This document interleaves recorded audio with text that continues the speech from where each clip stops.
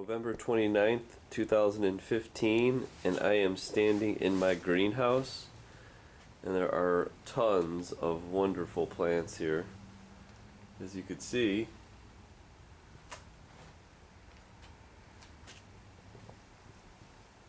they go on and on and on. Now these plants I'm growing, I'm using no pesticides, no insecticides, no fungicides, no miticides. And as you can see here, I think there'll be one in here still. Oh, there it is. See it? That's a white fly. Now what usually happens is I will have a couple pests in the greenhouse, and they kind of maybe do expand and have little more baby pests, white fly, red spider. But check it out, there's a game being played here, and the game is being played on you, and it's with our food and the flowers that we grow, the vegetables, fruits, produce. The reason why I say that is I came across this sheet here for greenhouse insect control from 1962,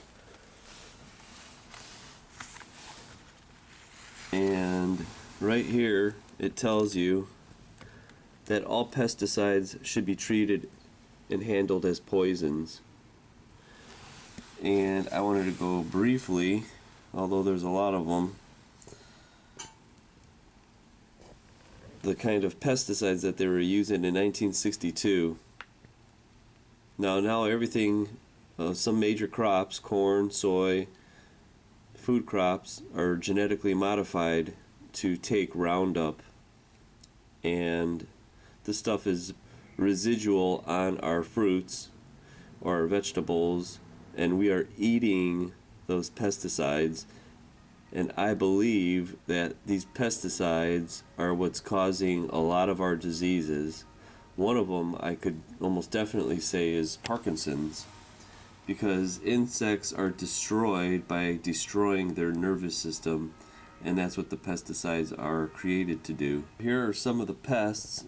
These are greenhouse plants as they grow, but I would imagine that they're still using these chemicals in the field, pesticides and formulations.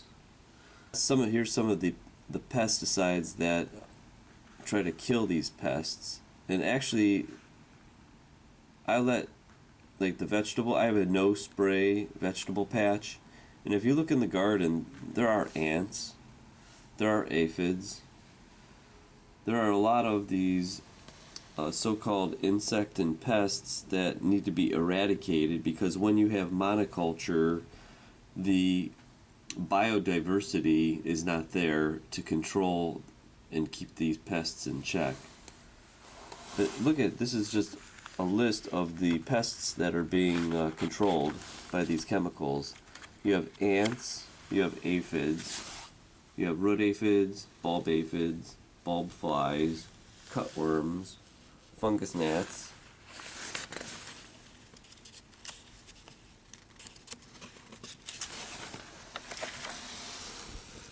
You've got leaf miners, leaf rollers, mealybugs. You got mites. Here's some more mites. You got midges.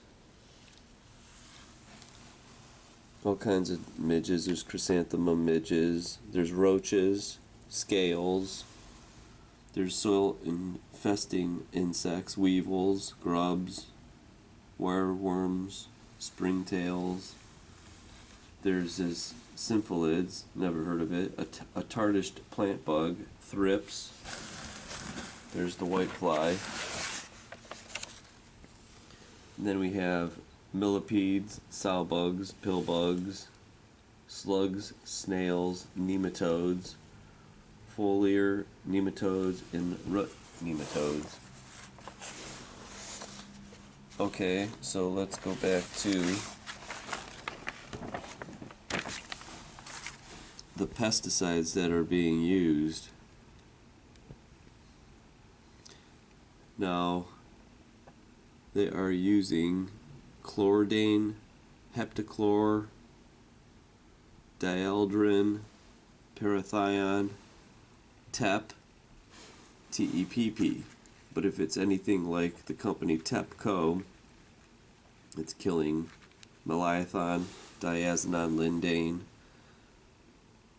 theodan, trithion, there's a nicotine sulfate, Cystox, OMPA, never heard of that, ditheo, sodium selenate, chloridane.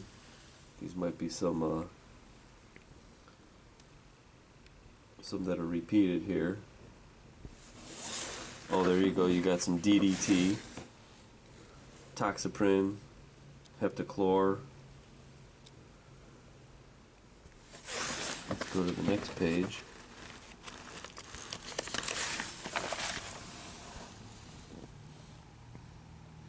Parathion aerosol. There's the 7. DDD, never heard of that.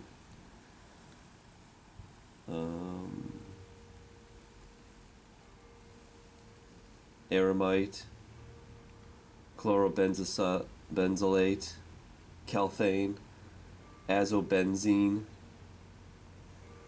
dibrom, mitox, tedion.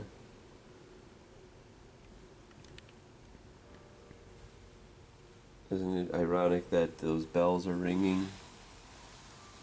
Sounds like the death bell.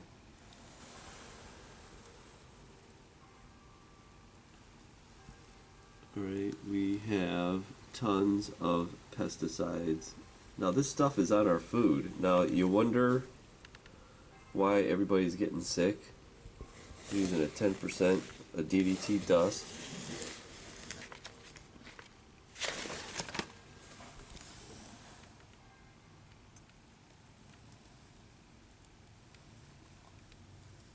There's a DD, Nemagon, Vapan, VC13. Okay, now let's look at these remarks. This is what I found interesting. Here's ovicide. Now there's herbicides, pesticides, insecticides, fungicides. I never heard of an ovicide. And I looked that up, and what it does is it destroys the eggs.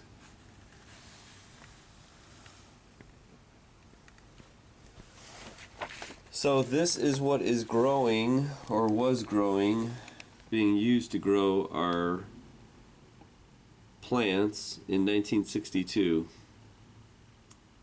There's probably some of the stuff that has been banned. I know DDT has, and there's some stuff that has been created recently. Now, check this out. This is a Hemanthus, and here's all the pollen that was already pollinated. But look what we have. There's a seed pod, and there's a big seed pod in here. Now, just like a greenhouse plant, they apply these chemicals on the leaves. They put them in the soil. Systemics, a systemic is brought up through the roots and goes into the plant, into the leaves. So a systemic pesticide you cannot wash off. it's actually incorporated into the plant. So if they're using systemics on lettuce and leafy vegetables, you're eating it. Now this is what I wanted to show you is, look at the edge of the leaf. Now look at those hairs, how delicate they are.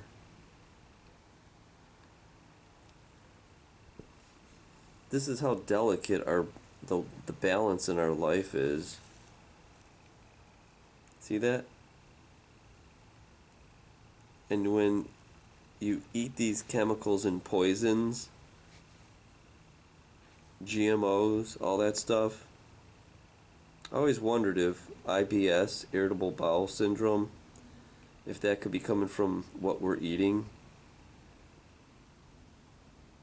Cancers of your stomach, of your intestine, of your colon, could they be coming from the poisons that filter through our bodies?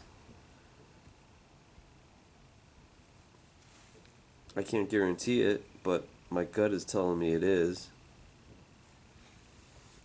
And everybody wants to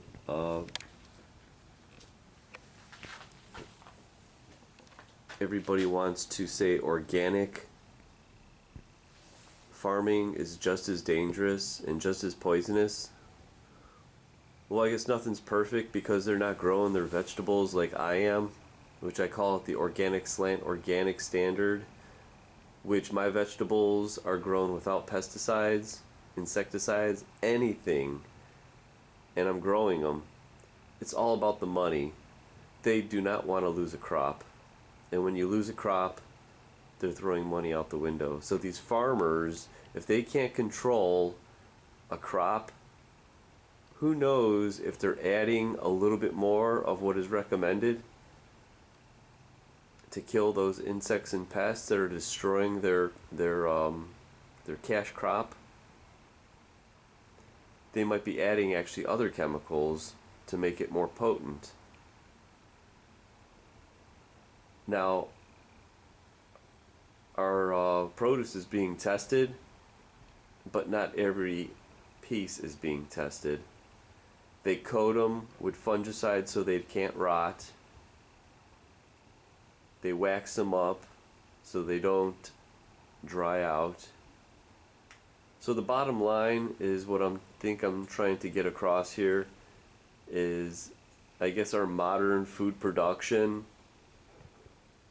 We may think we're smart, but it seems like as farmers and growers, we actually are getting dumber and away from our natural ways of growing things.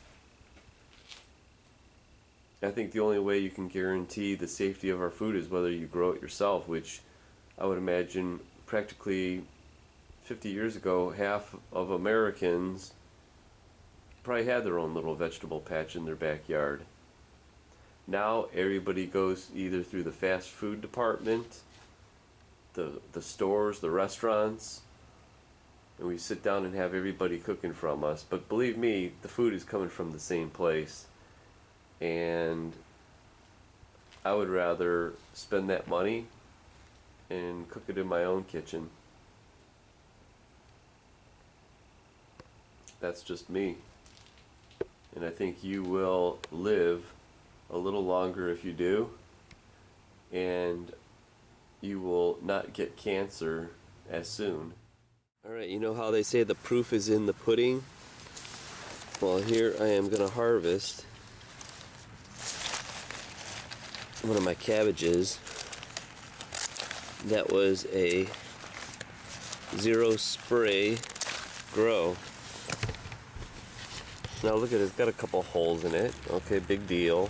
So the caterpillars ate some of my harvest, but those outside leaves kind of get pulled off anyways.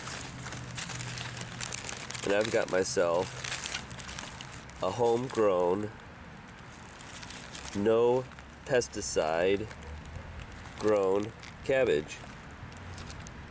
So it can be done, you could do it, just too bad the monoculture big corporations could do it because then we can actually have food that will not make us sick.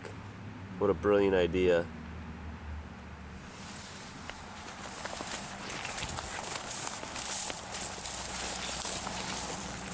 Look what I have here.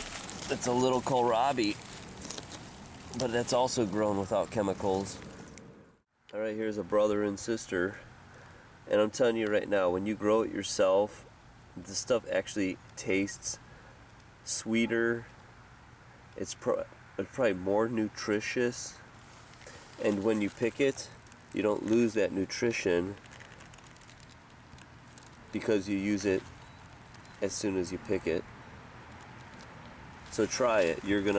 I guarantee you're gonna love it, and just the thought of you eating food without pesticides involved will make you even happier.